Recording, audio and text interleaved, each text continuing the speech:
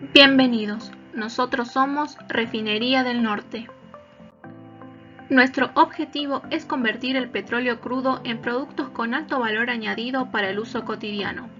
A partir de él, se obtienen los combustibles y las materias primas necesarias para la industria petroquímica.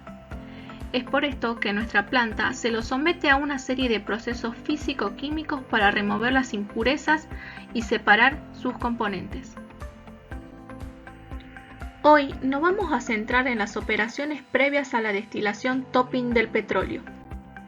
Para ello, debemos tener en cuenta que el crudo que sale de los pozos es prácticamente inservible, por lo que antes de ser fraccionado, debe ser acondicionado y preparado debidamente para lograr una operación eficiente. Pero, ¿cómo lo hacemos? La bomba de varilla, también conocida como cigüeña, es utilizada para levantar mecánicamente la mezcla de petróleo crudo y agua del pozo petrolífero. El crudo virgen es transportado a la refinería mediante oleoductos y se almacena en tanques donde se somete a un proceso de decantación para que el agua libre se drene por gravedad. Luego se bombea al desalador donde el crudo se precalienta para disminuir su viscosidad y se le adiciona agua de lavado para disolver las sales presentes. Finalmente, se le inyecta hidróxido de sodio para minimizar los efectos de la corrosión, transformando las sales en otras menos perniciosas. Una vez eliminadas las impurezas, el crudo se continúa precalentando y se le envía a la torre preflash, donde las condiciones termodinámicas son tales que se vaporiza parcialmente.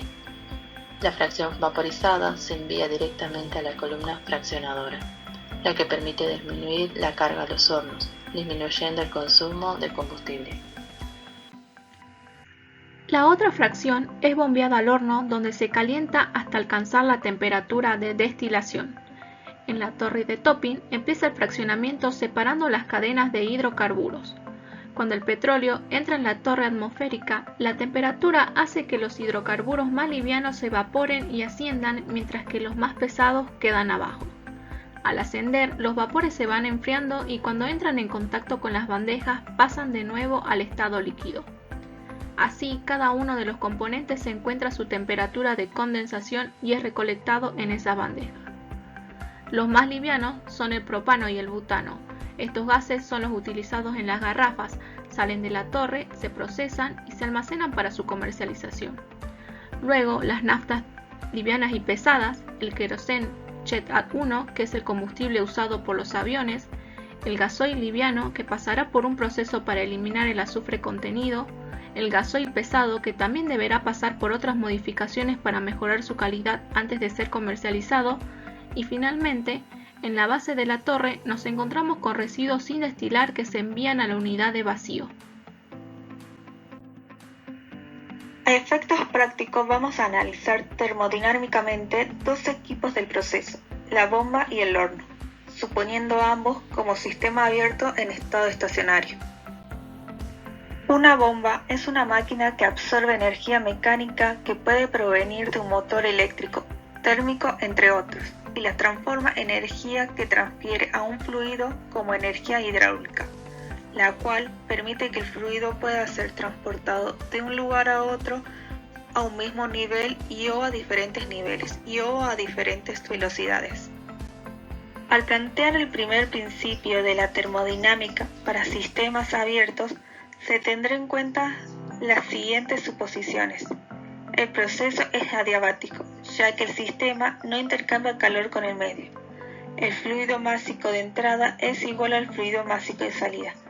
Teniendo en cuenta esto, la energía cinética es despreciable, ya que la velocidad del fluido de entrada es igual a la velocidad del fluido de salida, y la energía potencial también es despreciable, ya que la diferencia de altura de entrada y de salida de la bomba es relativamente chica.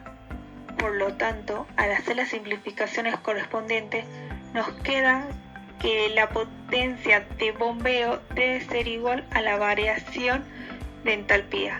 Además, si consideramos un proceso teórico isotérmico, se puede decir que la potencia ideal de la bomba es igual al volumen específico por la variación de presión.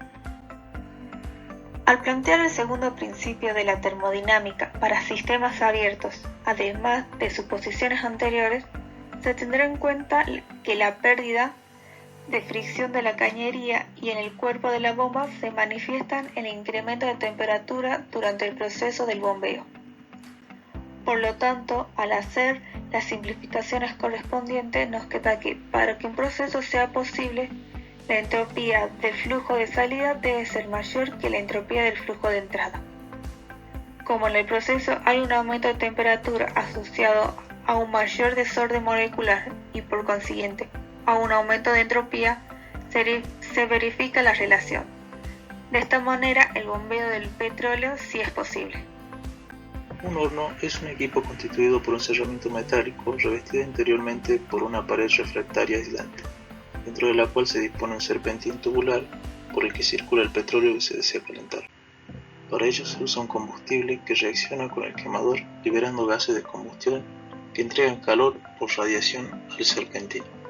De esta manera suponemos que las pérdidas de calor son despreciables y que el calor requerido por el proceso es suministrado por la combustión.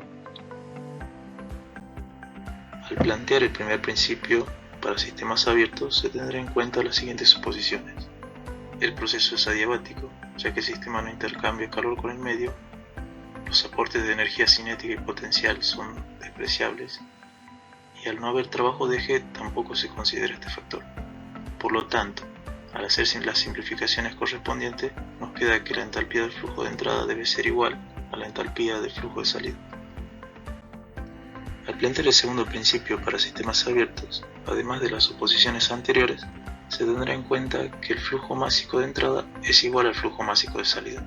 Por lo tanto, al hacer las simplificaciones correspondientes, nos queda que, para que el proceso sea posible, la entropía del flujo de salida debe ser mayor a la entropía del flujo de entrada.